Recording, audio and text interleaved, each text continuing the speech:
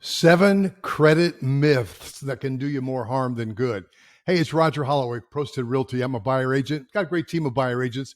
And every real estate agent really needs to have a relationship with at least one great lender, maybe 2 or 3. And just not long ago, FBC Mortgage representative Delany Besecker, I'll give you her phone number in a second, took out a couple of us out and we had a chat about things. And she says, hey, I've got some really good resources for people, including this credit myths. Now, she's got 10. I just kind of 9. I shortened it to 7.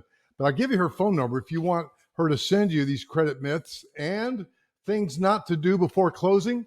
I shortened those down instead of 10, just to 3, just to kind of get your interest. So let me give you this loan officer, by the way, her NMLS number 213-0746, compliance department. And Delany's phone number is 404-310-5055. I'll give it to you one more time, 404-310-5055. Tell her that Roger, you saw it on the YouTube video. All right, 7 credit myths. I love this now. This is really great information for you. Myth number 1, closing out old active accounts will help your score. The fact is that your credit score is partially based on the length of credit history and your utilization rate. In other words, what percentage of your credit worthiness or availability are you utilizing? So when you think about just closing out old accounts, you make your credit history appear shorter when you do that. So that's a myth, number 1. Myth number 2, opening but not using accounts will help your score. Opening but not using accounts. Fact, your credit score is affected by how well you manage the credit that you do have over a period of time, not by how many credit cards you have with available credit. Myth number 3, you should avoid using your credit cards at all. Hi, Dave. Dave Ramsey's a subscriber. No, not really. I love Dave Ramsey, by the way. I heard Dave Ramsey. He actually ended up on stage at the house of worship that we attend. And he gave his kind of his testimony about his walk of faith. And he said one line there I loved about marriage. He said, man, I was poor. And, my wife, I told her, I said, now, if you leave me, I'm going with you.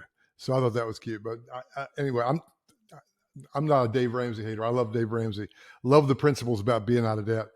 But avoid using credit cards at all. Fact, if you're not using your credit, you're not building credit history, right? So that makes sense. Use your credit cards, promptly pay off the balances. Myth number 4, I use them at least occasionally.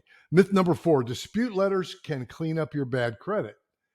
So I've had a season of my life years ago when, hey, things were tough, managing getting 5 kids through college debt-free and, coming out of a bad marriage, et cetera. So there were some rough channels in my life. And I remember feeling some of these things like dispute letters, clean up your bad credit. Well, they may force the removal of negative items temporarily, but once the lender can prove the accuracy, it'll reappear. So myth. Myth number 5, paying off old debts and judgments will help your score. Paying off old debts and judgments. When your lender gives up on you and they sell that paper to one of these, what do you call them? The guys that call you and harass you and threaten you and they coerce you into something. Do you really owe them just because they bought a piece of paper? So paying off old debts and judgments will help your score. Fact, don't expect a negative to disappear by paying it off. Negative remains on your credit 7 to 10 years, regardless of any remedies. Myth number 6, credit inquiries hurt your score. I hear that a lot. Well, don't run my credit. I mean, I don't run credit. The lenders that we have relationships with do. Inquiries alone do not make a big enough change in your credit score to make a difference when it comes to lenders. Now, if you're out trying to buy a car and you got bad credit and you go from pay here, a lot to pay here, and they run your credit and you're looking desperate, that's one thing. If you're responsible in your credit and you're trying to buy a house, we always encourage people. We do a lot of new construction. Hey, talk to the builder's lender. Go ahead and get pre-approved with the builder's lender so we can get this contract going. But then you have the right to shop with another lender. And I'm sure that Delany Besecker would be glad for you to do that. Let me give you her number one more time. To shop and say, hey, I've got a deal from the builder. And by the way, as we always say, The build, it's hard to compete with that builder because they're offering maybe several $1,000s in closing costs, which is attractive. But depending on how long you're going to be in the house, depending on some other factors, they may be padding that rate, taking it from you to give it to you. You might just ask Delany Besecker about it. 404-310-5055. All right, where was I? Credit myth number 7, and then I got this little bonus if you're going to hang around. Myth number 7, using a credit counseling service lowers your score. Well, the fact credit counseling services no longer figure into the FICO Fair Isaac scoring system. So although your report may indicate you're receiving counseling, doesn't lower your score. So how about 3 things you should never do before closing? Now, she's got 10. Call her and ask her for this list. But the 3 that kind of I got a kick out of is, do not do this before closing. Buy a car, truck, or van, unless you plan on living in it. Sly Stone, everyday people.